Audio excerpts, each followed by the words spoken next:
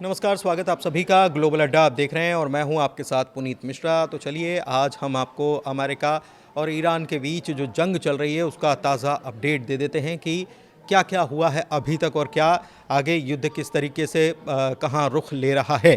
तो अमेरिका और ईरान जो जंग है इसका ताज़ा अपडेट आज 8 मार्च है और न्यूयॉर्क में इसराइल और ईरान के बीच में जो जंग चल रही है, अमेरिका के बीच में जंग चल रही है, इसके खिलाफ प्रदर्शन शुरू हो गया है और नारे लगाए जा रहे हैं। क्या नारे लगाए जा रहे हैं ये मैं आपको बता देता हूं। Brick by brick, wall by wall, war machine has got to fall. मतलब ये कहा जा रहा है कि वॉर मशीन जो चालू आपने कर दी है ये आपको ले डूबेगी। तेहरान पर बड़े हमले हुए हैं। इस बीच अमेरिका और इसराइल ने मिलकर तेहरान के पास 5 तेल डिपो और ऊर्जा ठिकानों पर एयर स्ट्राइक की है और ये सबसे बड़ा हमला है। इन हमलों से कई जगह आग लग गई और ईरान ने इसे बड़ा खतरनाक हमला भी बताया है। ईरान ने पलटवार भी किया है और मिसाइल और ड्रोन से इजराइल, कुवैत, बहरीन और खाड़ी देशों में अमेरिकी ठिकानों को निशाना भी बनाया गया है।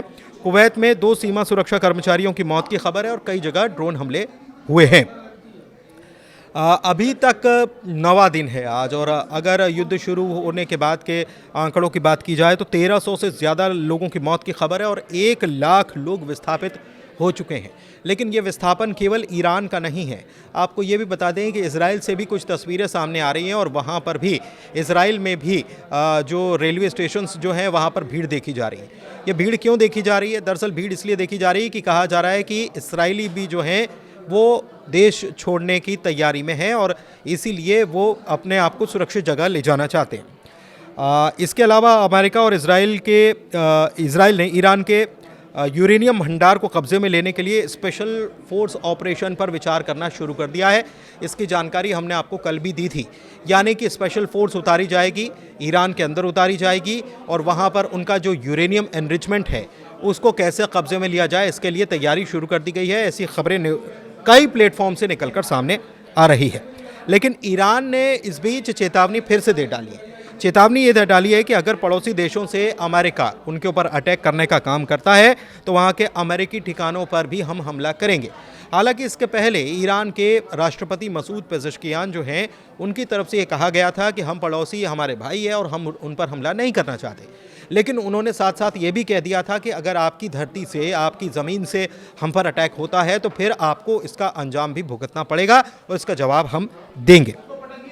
इसके अलावा अमेरिका और इजराइल ने ईरान के मिसाइल सैन्य ठिकानों पर बड़े हमले किए हैं। 28 तारीख से युद्ध शुरू हुआ था और ईरान भी जवाबी मिसाइल हमले जो है वो जारी रखे हुए हैं।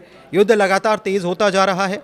एक बड़ा अपडेट और है और वो बहुत बड़ा अपडेट है। मतलब तेल के ऊपर हम कब्जा करेंगे, अमेरिका के ये मंसूबे तो सामने आ गए थे, लेकिन तेल के साथ अब खेल जो है वो पानी से शुरू हो गया है। मतलब तेल तो बाद में, लेकिन पानी जो है अब उससे ईरान जो है वो दबाव बनाने की कोशिश कर रहा है और अमेरिका को भी सबक सिखाने की कोशिश कर रहा है। कैसे, ये मैं आपको आगे बताने वाला हूँ। खाड़ी देशों और वैश्विक तेल सप्लाई पर इसका असर पड़ रहा है, ये आपको मालूम है। हैरानी की बात यह है कि ईरान के साथ जो कुछ हो रहा है या अमेरिका जिस तरीके से हमले कर रहा है, पूरी दुनिया खामोश होकर देख रही है। पूरी दुनिया जानती है कि क्या चल रहा है और अमेरिका किस तरीके से दादागिरी दिखाने पर आमादा हो चुका है। लेकिन इसके बावजूद भी दुनिया में किसी की तरफ से अभी तक इस प्रकार का बयान नहीं आया कि अमेरिका को ये सब रोकना चाहिए। ईरान ने अमेरिकी सैनिकों को लेकर एक बड़ा दावा इस बीच कर दिया है और कहा है कि अमेरिका ये झूठ बोल रहा है और ये कबूल करने के लिए तैयार नहीं है कि बड़ी संख्या में अमेरिकी सैनिक जो हैं वो ईरान के कब्जे में हैं और जंग के बीच ईरान ने कई अमेरिकी सैनिकों को पकड़ने का काम किया है।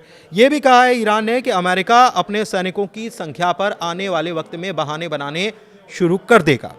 लेकिन अमेरिका इस पर सफाई दे रहा है और कह रहा है कि ईरान के सारे दावे, सारी बातें जो हैं वो झूठ है, गलत है। और यूएस नेवी के कैप्टन टिम हॉकिंस कह रहे हैं कि ईरान की सरकार झूठ फैलाने का काम कर रही है, धोखा देने के लिए हर मुमकिन कोशिश करने में लगी हुई है। लेकिन आप देख रहे हैं कि ईरान शुरुआत से, जंग के पहले से अभी तक जो भी चीज़ें निकलकर सामने आ रही हैं वो ये बता रहे हैं कि ईरान अभी तो ऐसा कोई छद्म युद्ध तो नहीं लड़ रहा है। एक बात और है, ट्रंप ने एक बयान दे दिया है, लेकिन ट्रंप के बयान के पहले आपको ईरान के राष्ट्रपति मसूद पेज़ेश्कियान के बयान को समझना चाहिए। उन्होंने कहा है कि हमने कोई सरेंडर नहीं किया है, हाँ पड़ोसी हमारे भाई हैं और उनके ऊपर हम हमला नहीं करेंगे। लेकिन ट्रंप ने इस मामले में क्या कहा था?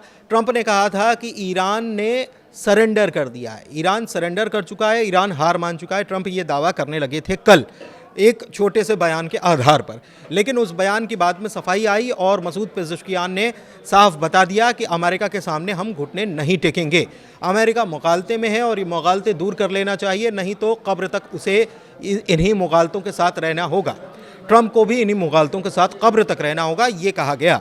लेकिन ट्रंप क्या कह रहे हैं? ट्रंप कह रहे हैं कि हम ये तय करेंगे कि ईरान का अगला राष्ट्रपति यानी प्रेसिडेंट कौन होगा, और ये भी कह रहे हैं कि हम हर 5 या 10 साल में फिर से ऐसा करने के लिए नहीं लौटना चाहते। मतलब वो ये कह रहे हैं कि अगर ये रिजीम बना रहता है तो हम 5 साल बाद या 10 साल बाद नहीं आना चाहते, क्योंकि ईरान जो है वो मानने के लिए तैयार नहीं होगा। और उनका ये कहना है कि हम ही चुन लेंगे कि ईरान का प्रेसिडेंट कौन होगा। लेकिन क्या ये हो पाएगा? अभी हालात तो ये साफ तौर पर नज़र नहीं आ रहे, क्योंकि ईरान लगातार जवाब दे रहा है। ईरान के ऊपर जाहिर सी बात है कि एक बड़ा हमला, कड़ा हमला किया गया अमेरिका और इसराइल की तरफ से, और उसके तेल ठिकानों को निशाना बनाया गया। लेकिन इसके बावजूद भी ईरान झुकने के लिए तैयार नहीं है, क्योंकि ईरान कह चुका है कि हम अपने आखिरी सैनिक तक इस जंग को जारी रखने वाले हैं। लड़ाई तेल और पानी पर आ गई है। कैसे तेल और पानी पर आ गई है इसको समझ लीजिए, क्योंकि ये बहुत इंपॉर्टेंट पॉइंट है। बहरीन के आंतरिक मंत्रालय के मुताबिक ईरानी हमले में एक बड़े जल लवण हटाने वाले संयंत्र को नुकसान पहुंचा है। अब ये जल लवण हटाने वाला संयंत्र क्या है? बेसिकली मिडिल ईस्ट में आप जानते हैं कि हर तरफ समंदर का खारा पानी है, और समंदर के खारे पानी को पीने के योग्य बनाने के लिए उसे डिस्टिल वाटर बनाना पड़ता है, यानी पीने योग्य पानी बनाना पड़ता है। तो ये कैसे बनाना पड़ता है? इसमें से नमक हटाना पड़ता है, और तब जाकर वहाँ के लोग इस पानी को पी पाते। और बहरीन ने कहा है कि ये ईरान ने एक बड़ा हमला किया है बहरीन में, और हमारे उस ठिकाने को निशाना बनाया है, जहाँ से उस संयंत्र को निशाना बनाया है जहाँ से हम पीने के पानी को बनाते थे, या पीने योग्य पानी बनाने का काम करते थे। इसके अलावा कल बहरीन में तैनात अमेरिकी बलों ने, इससे पहले आप देखिए इसके पहले का ईरान ने कहा था कि हम अपने पड़ोसी मुल्कों पर हमला नहीं करेंगे, लेकिन फिर भी ईरान ने किया। अब क्यों किया इस बात को समझिए। बहरीन में तैनात अमेरिकी बलों ने मिसाइल दागी थी और ईरान के कश्मीर आइलैंड पर स्थित जल शोधन संयंत्र को निशाना बनाया गया था। यानी पीने योग्य पानी यहाँ पर भी जो बनाया जाता उसको टारगेट पहले अमेरिका ने किया। और कहाँ से किया? बहरीन से किया। इसका जवाब बहरीन में फिर ईरान ने दिया। गल्फ देशों में अगर तेल एसेट है तो पानी लाइफलाइन है, ये बात किसी से छिपी नहीं है। ठीक है, पैसा खूब आता है तेल से, लेकिन तेल तो तब होगा जब पानी होगा, क्योंकि प्यास बुझेगी तभी आगे का काम हो पाएगा। और अगर पानी के ऊपर ब्रेक लग जाता है तो ये बड़े खतरे के संकेत हैं। और ये खतरा पहले अमेरिका ने ईरान पर मिसाइल दागकर किया, और उसके बाद अब ईरान ने उसका जवाब बहरीन पर मिसाइल दागकर दे दिया, और वो भी उसी ठिकाने पर जहां पर पानी साफ करके पीने योग्य बनाया जाता था।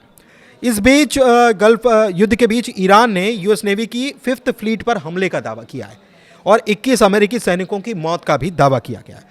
अच्छा, एक्सियोस जो है, जो पूरे इस युद्ध पर बारीकी से नज़र रखने का काम करती है संस्था है, उसने ये बताया है कि अमेरिका और इजराइल जो है वो एक जॉइंट कमांडो ऑपरेशन ईरान के अंदर करने पर विचार कर रहे हैं, और 450 किलो जो 60% यूरेनियम है उसे अपने कब्जे में लेने पर विचार कर रहे हैं, क्योंकि इससे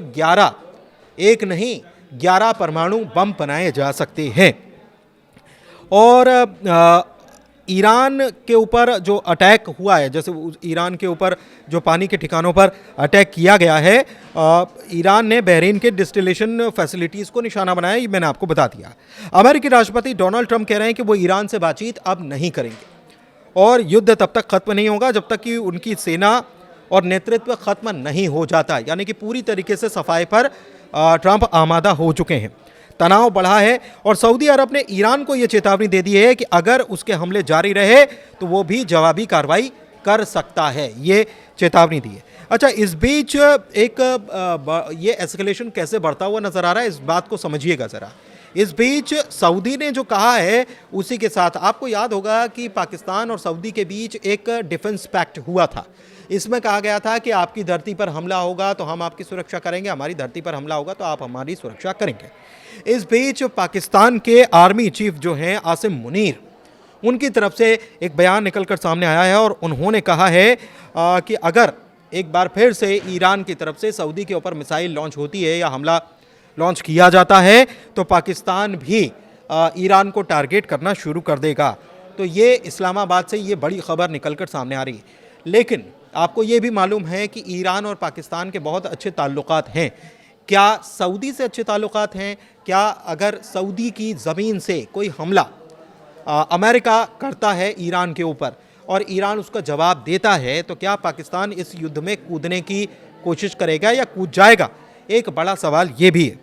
आईडीएफ ने तेहरान फ्यूल फैसिलिटी के ऊपर हमला करने का जो है वो कंफर्म कर दिया है कि हमने हमला किया है और ऑफिशियल स्टेटमेंट आईडीएफ की तरफ से आया है जिसमें बताया गया कि हमने कई सारे फ्यूल स्टोरेज फैसिलिटी को तेहरान में बीती रात निशाना बनाने का काम किया है। और ये आईडीएफ की तरफ से ये भी दावा किया गया कि ये जो तेल फैसिलिटी जिनको निशाना बनाया गया वो किस लिए थी, वो किस काम आती थी। तो ये भी आईडीएफ ने बताया है और बताया है कि ईरान में जो मिलिट्री है उसको यहीं से तेल की सप्लाई होती थी।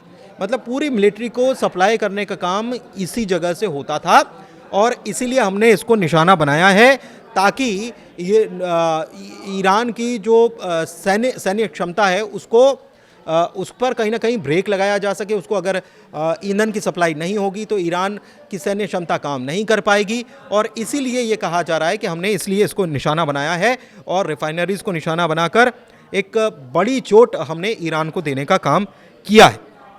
एक बड़ी खबर और है और वो बड़ी खबर है अमेरिकी प्रेसिडेंट डोनाल्ड ट्रंप की तरफ से, जो अब इस बात पर विचार कर रहे हैं कि ईरान का खर्ग आइलैंड जो है उसको कब्जा लिया जाए। ये एक बड़ा ऑयल एक्सपोर्ट पर्शियन गल्फ के क्षेत्र में देखें तो एक बड़ा ऑयल एक्सपोर्ट का ठिकाना है।